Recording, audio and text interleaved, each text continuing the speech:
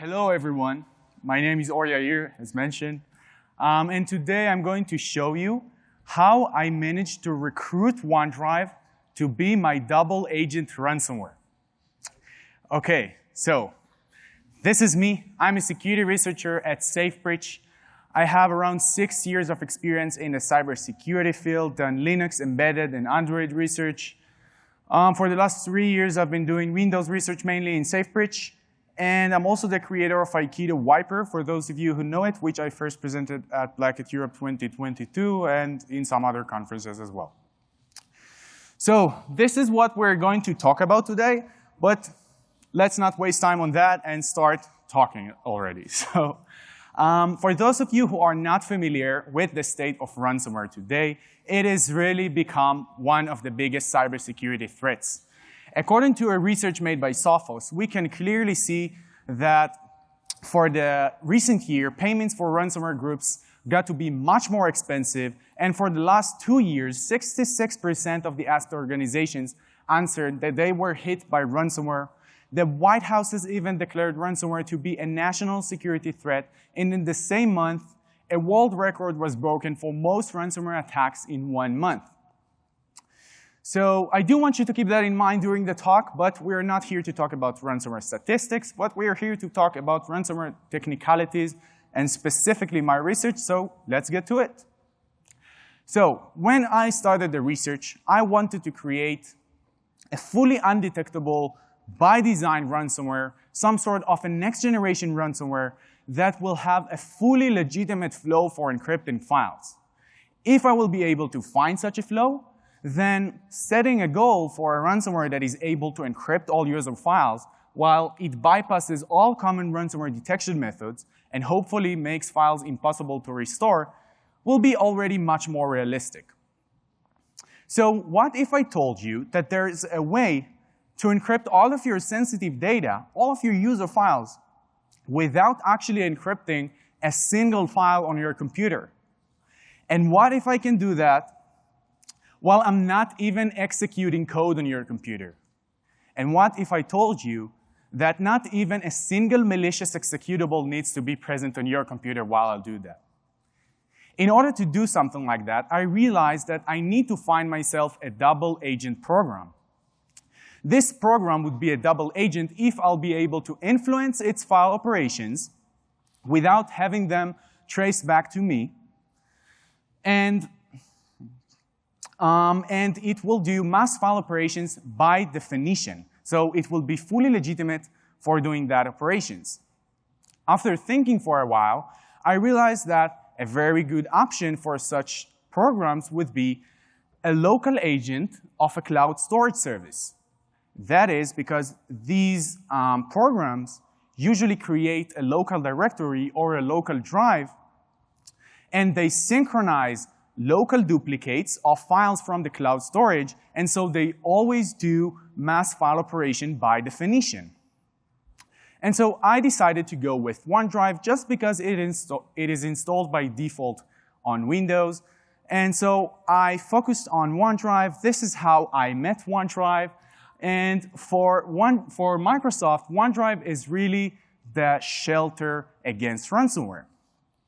In the Windows security settings, we can clearly see that Microsoft used OneDrive for ransomware data recovery. And in order to protect your PC from ransomware, Microsoft recommends to store your important files on OneDrive.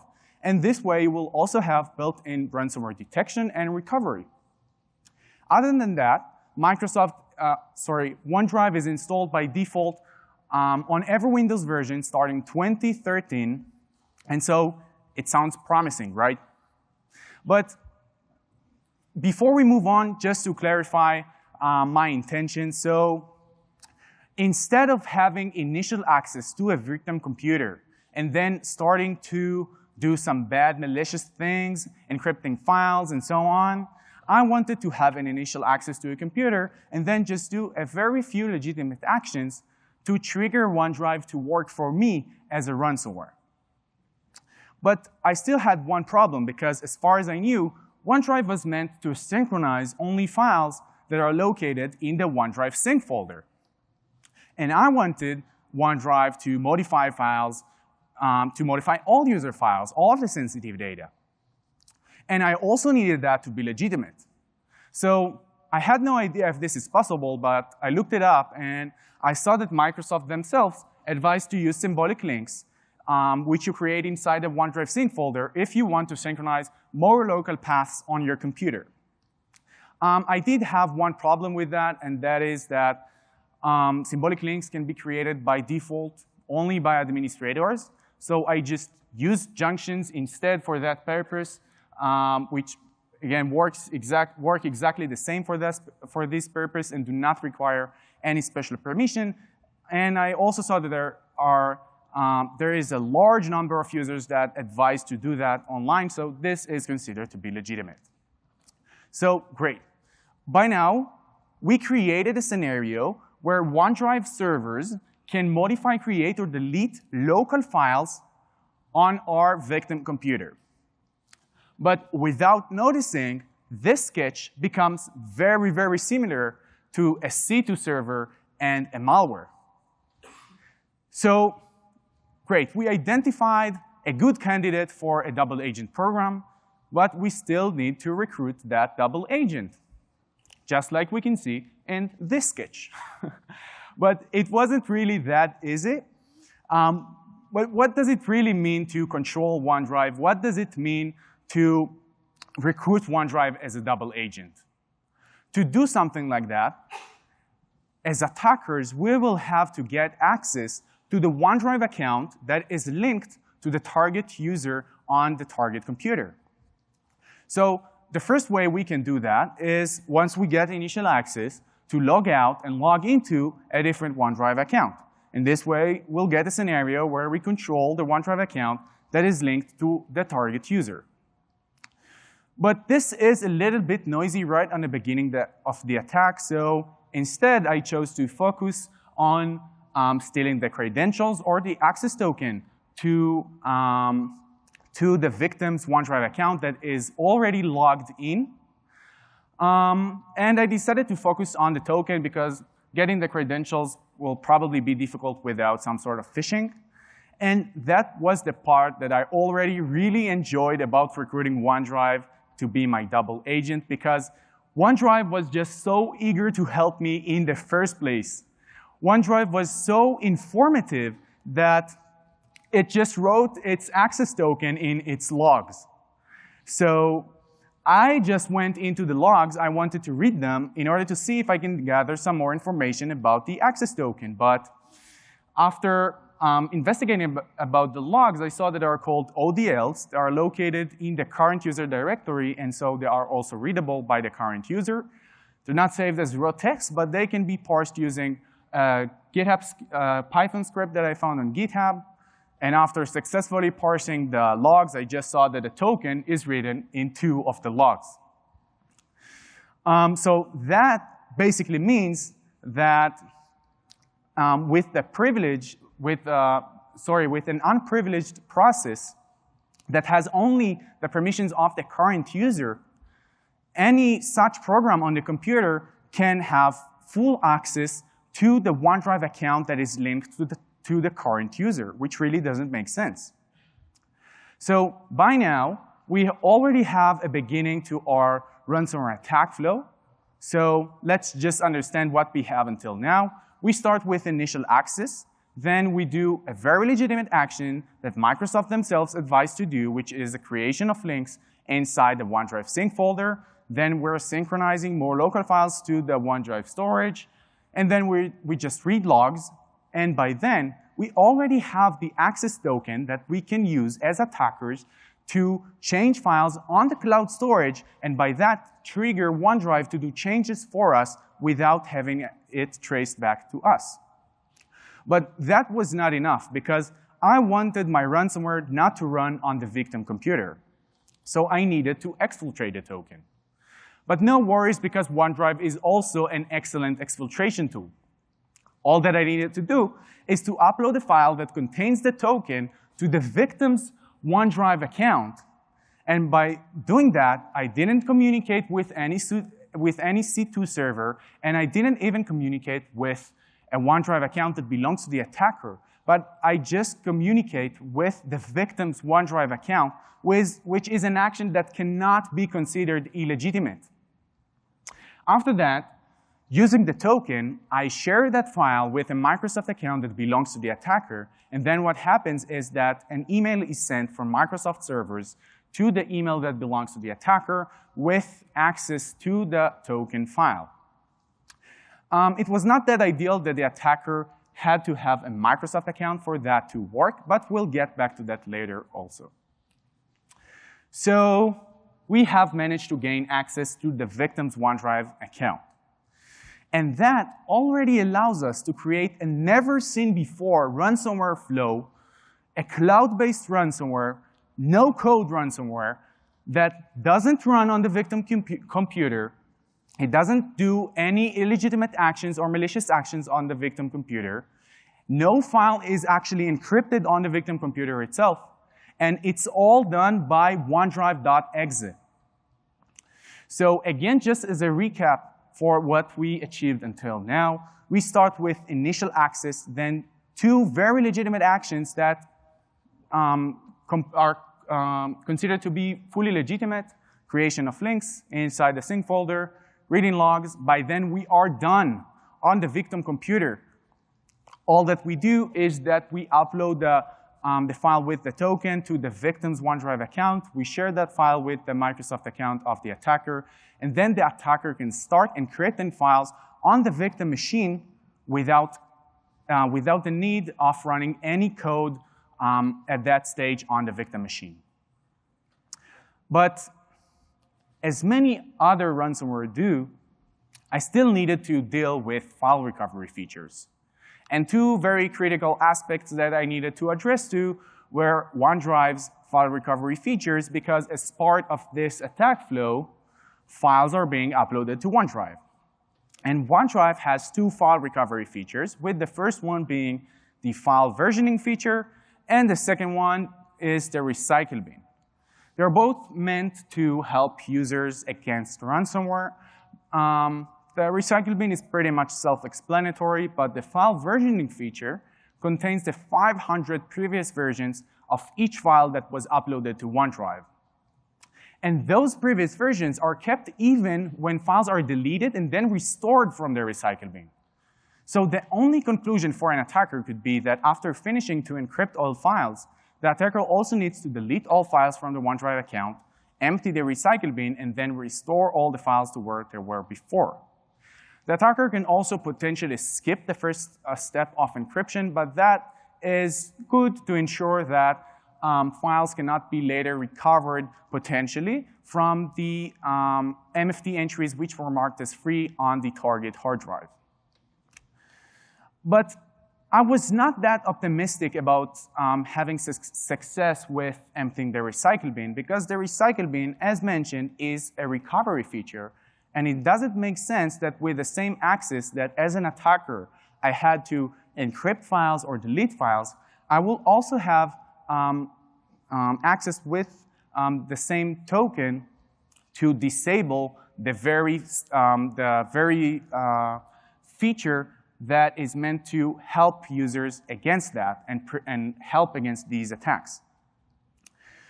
But I still tried my luck. So I started with accessing the recycle bin from the Windows app, which just led me to the browser. It opened the browser. And then when I tried to empty the recycle bin from the web browser, I saw that I was actually right, because the API request that empties the recycle bin was sent, in this case, to another domain from all the other API requests. So instead of api.onedrive.com, it was sent to skyapi.onedrive.live.com. And instead of using an authorization header with the token that I stole from the logs, this API request used two other headers called canary and app_id. So app_id stayed constant between requests and accounts, but the canary kept changing, so I had to trace back its origin and understand how I can get it. But unfortunately, it was given in the HTML page of the recycle bin itself, which can be accessed only with a cookie called WLSSC that identifies a web Microsoft session. and I did not have this cookie. I also really didn't want to steal it from the browser's cookie file because this is considered to be highly malicious. But then I realized, wait, OneDrive has other interfaces too. It has mobile apps.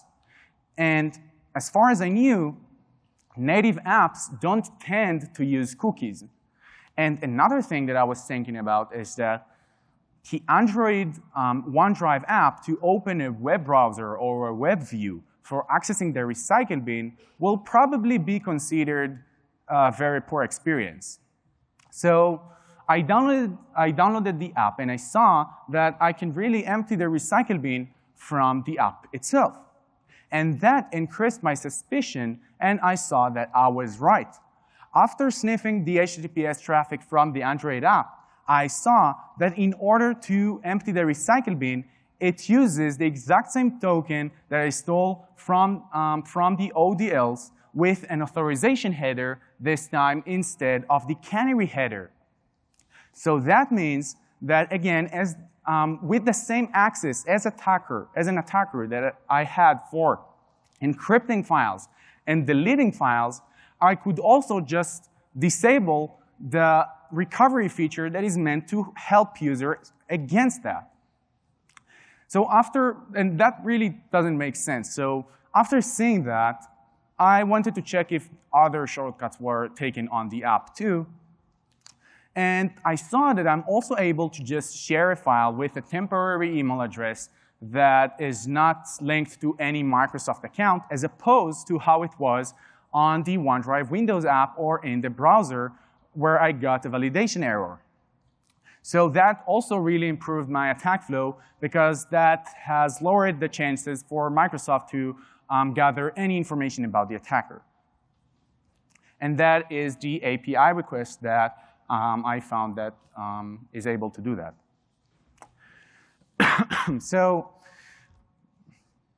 on top of the ransomware attack flow that we saw until now, the very innovative one that was never seen before, I was able to also add another stage that helps to fully remediate any option for the victim to use the recycle bin for recovery. So again, I'll just do a final quick recap to make sure everyone understands what's happening. We start with initial access, then 2 legitimate actions. Creation of links in the sync folder, reading logs. We are done on the target computer. Nothing else to do, no OS operations to do further. Then we just upload the file to the victim's OneDrive account. And then we can already share that file with a temporary email address that is not linked to any Microsoft account. By then, the attacker can start encrypting files on the victim machine without having any code that currently runs on the victim machine. And then in order to disable recovery, the attacker just deletes all the encrypted files from the OneDrive account, empties the recycle bin, and restores all the files back to where they were. Great. So I was very satisfied with this attack flow, but I still wanted to see if I can deal with some other things that some ransomware deal with, such as shadow copies. So shadow copies are some sort of a backup or a snapshot that you can create for your volumes or on your hard drive. And some ransomware try to delete them to prevent recovery. So I wanted to do that, but I knew that I cannot use OneDrive as a true double agent like I did before, because OneDrive probably does not have a built-in functionality for deleting shadow copies. So I understood that after removing myself from the machine, in order to delete shadow copies, I need to find a way to run commands using OneDrive. And of course, OneDrive does not have a C2 command line interface, but OneDrive's installation directory is located in the current user folder.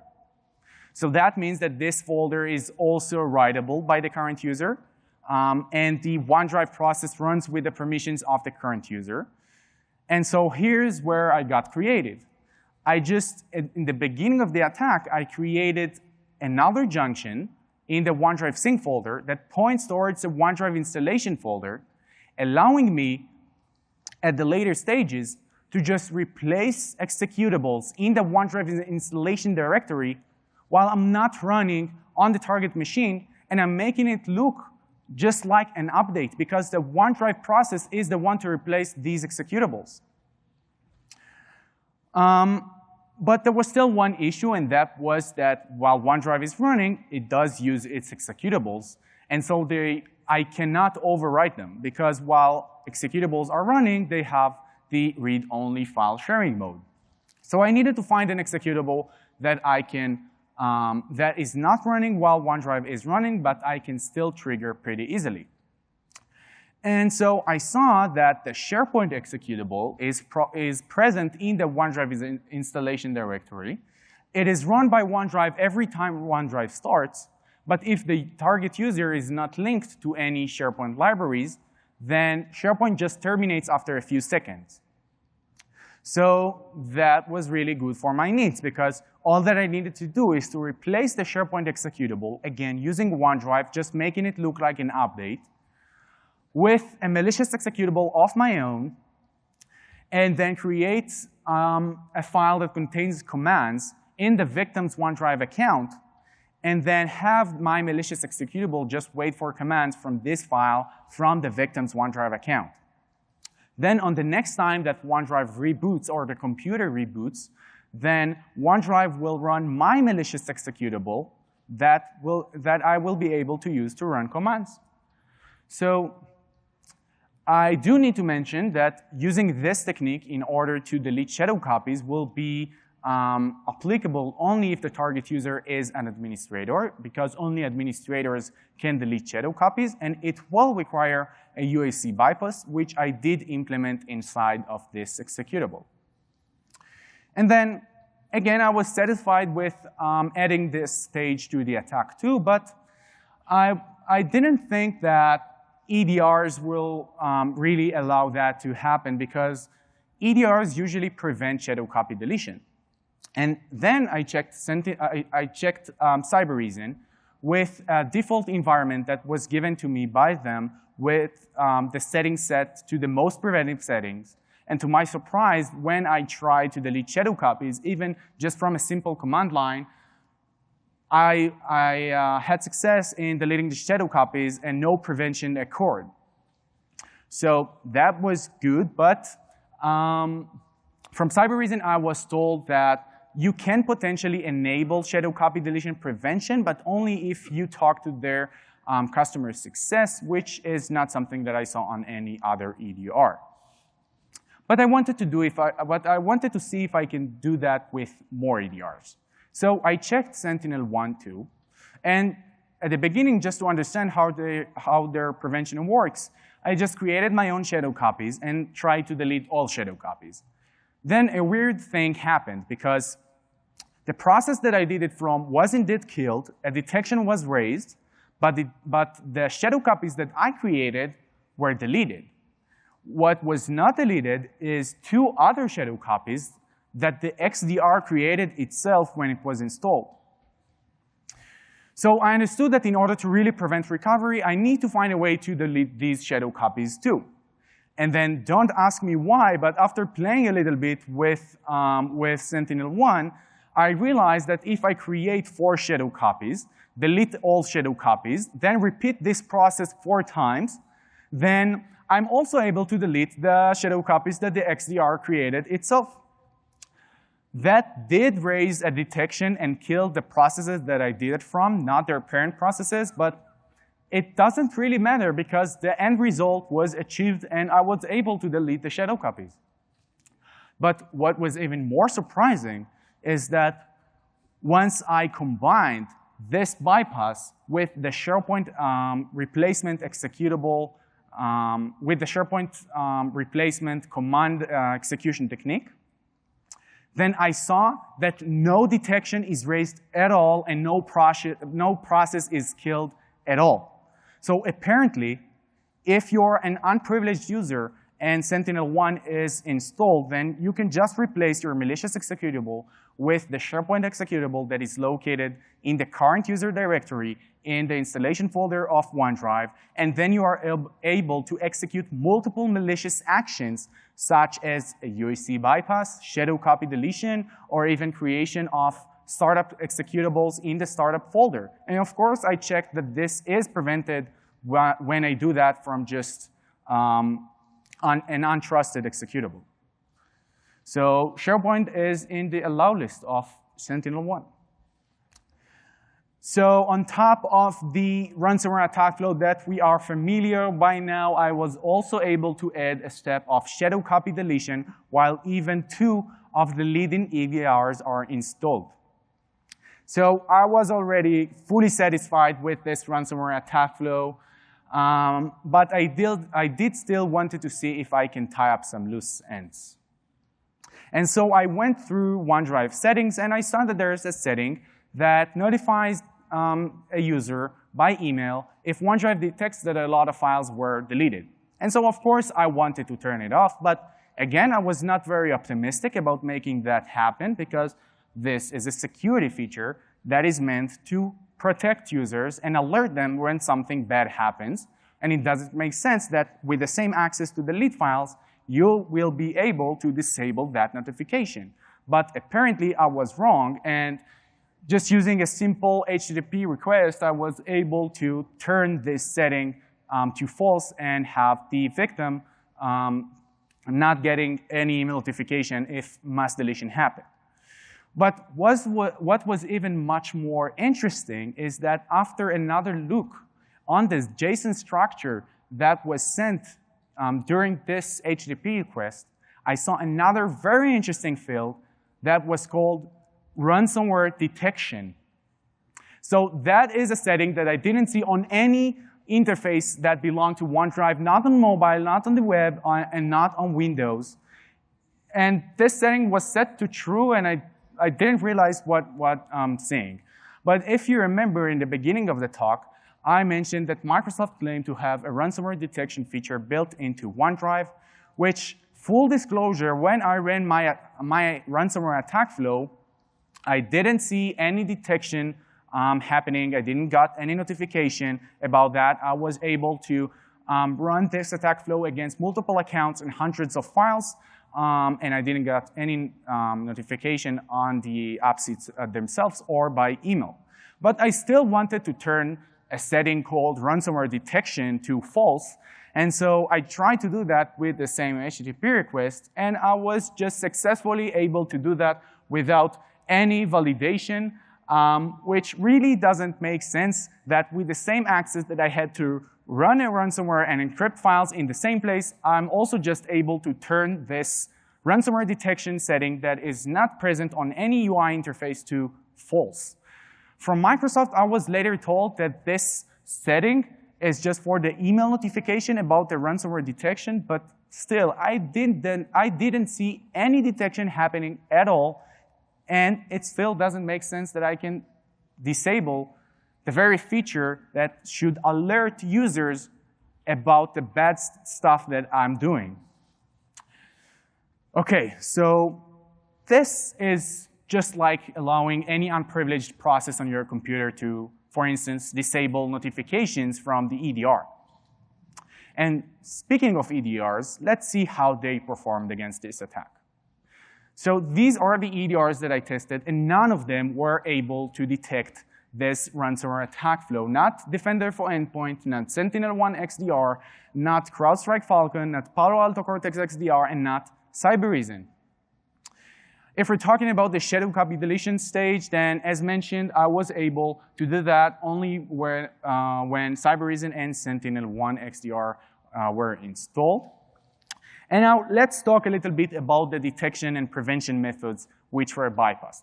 So if you are not familiar with the decoy files detection ransomware, the ransomware detection technique of decoy files, then basically what EDRs do is that they create decoy files in highly targeted directories, and then they monitor to see if there are certain processes that try to modify or delete them. Then they consider these processes to be malicious, and they try to prevent their actions. But when I tried to do that with OneDrive, I was just able to successfully encrypt decoy files of multiple EDRs without having any detection raised or any prevention happen. While some EDRs were installed, while some other EDRs were installed, then OneDrive was just not exposed to these decoy files because the EDRs actively hide the decoy files from OneDrive because they blindly trust it. Another ransomware detection method is looking for known ransomware file extensions such as .wny or .encrypted. But when I try to rename encrypted files using OneDrive, no detection happened again and no prevention happened. And of course, I did check these detection and prevention features from an untrusted process, and that did raise detections and preventions, but when done with OneDrive, nothing happened. And that occurred even when I renamed decoy files to be with these extensions, just like you can see in the image. Another very effective ransomware protection feature is called the controlled folder access, and that is present in all of our Windows computers. So for those of you who don't know it, basically this feature doesn't let any processes which it doesn't trust to modify or delete any of the files that it protects. And by default, it protects most user files, so folders such as the documents folder. But when I tried to do that using OneDrive, again, no detection or prevention happened at all, and apparently the controlled folder access just blindly trusts OneDrive, and that is a very effective method to bypass the controlled folder access feature. Lastly, if we're talking about static signature-based detection, so for example, looking for a certain IOC, this is completely irrelevant for this attack because there is no ransomware executable on the target machine. The only executable that can be considered as a ransomware is OneDrive.exe. The only executable that an attacker needs to transfer to the victim machine is the executable that does the two very legitimate actions, which are the creation of links and reading logs. That's all. So now for the first time ever, I do have a demo of the tool that I developed in order to implement this attack flow. I called it Double Drive. So let's see the demo. So we start with just configuring the tool to target the documents folder and use a temporary email. We're preparing the executables. We can see that Palo Alto Cortex XDR is installed, and it is set to the most preventive settings. So now the setup will be done, and we will have two executables. We will transfer the first executable to the victim machine, which again just does two legitimate actions, creates junctions in the OneDrive sync folder, and read logs. That's it. Now it also exfiltrated the token to a temporary email address that the attacker is accessible to. We can see that OneDrive starts synchronizing files, so we can see that's the documents folder. We can see that a new folder was created in the victim's account, and the documents are added to this folder on the cloud. And we can see that the one to upload the files is OneDrive, of course. So I myself don't touch any files.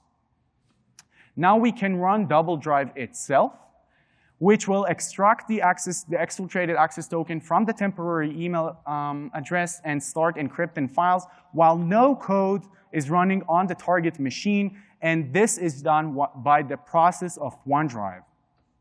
So we'll just wait for the encryption to be done. So it finishes to encrypt the files, and let's see what happens next. So now it finished to encrypt it all. It deletes all the files from the victim's OneDrive account, empties the recycle bin, and restores all the files back to where they were before. So let's see the recycle bin. It is now empty.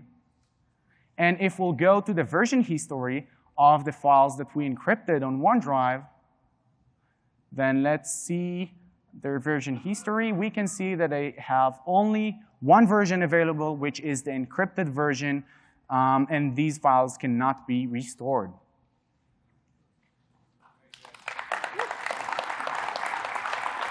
Okay, so let's summarize all of that.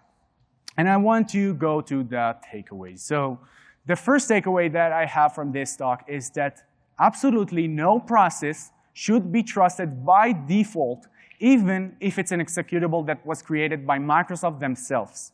And if security vendors don't have any other option to prevent false positives, then they should really stop and think if there are any ways for attackers to influence these processes to act maliciously. And then, of course, develop detection and prevention methods. Second, we should really start preparing for next-gen ransomware. Because most of us think of a ransomware, we think that it's an executable that is running on the target machine, and that very same executable edits files and it encrypts files and it does encryption on the target machine. And like we saw here today, this is absolutely unnecessarily true. Last, we should really also invest more in separating access between standard features and security features, because like we saw here today, it doesn't make sense to give attackers that had the access to do damage in the first place to disable recovery and security features that are meant to help users against this damage. Now, I do have some vendor responses. I will start by saying that 2 of the cases that I reported to Microsoft about OneDrive were assessed with the security impact of elevation of privilege and an important severity. No CVE was issued, and I will be acknowledged in MSRC's website. This is their response from Microsoft. They did not respond. They did fix the OneDrive logs. They did not respond about double drive bypassing their Defender for endpoint, and they said they are not going to fix the bypass of the controlled folder access feature. So I would like to thank CrowdStrike, Cybereason, and Palo Alto. You'll be able to read their responses later in the published presentation. They were overall very cooperative. They were really eager to set up proper detection and prevention methods against this ransomware attack flow and stay ahead of attackers, so they did release new versions and patches. Unfortunately, from SentinelOne, I did not get any response, and I also tried to contact them through HackerOne, and from the HackerOne analyst, I was just told that there do not appear to be any security implications as a direct result of this behavior. These are the versions that you want to make sure you're updated to in order to be safer. So this is the best we could do. I reported to all the vendors approximately 5 months ago. Oh, so that's a lot. So I'll give you a moment to take a picture or something if you would like that. I will also mention that there is another way for extracting the access token for OneDrive, which is creating a process dump of the OneDrive process and then searching for the string WLID 1.1 T equals, which is the prefix for the token. And that credit goes to Ariel Gambrian, which is a colleague in our research department. And this is it. We can move on to a Q&A session. I'll be heading to the wrap-up room, so you'll be able to ask me questions over there. And this is the QR code and the link for the Double Drive repository that is currently now public, and you can use it to test yourself. So thanks a lot, everyone.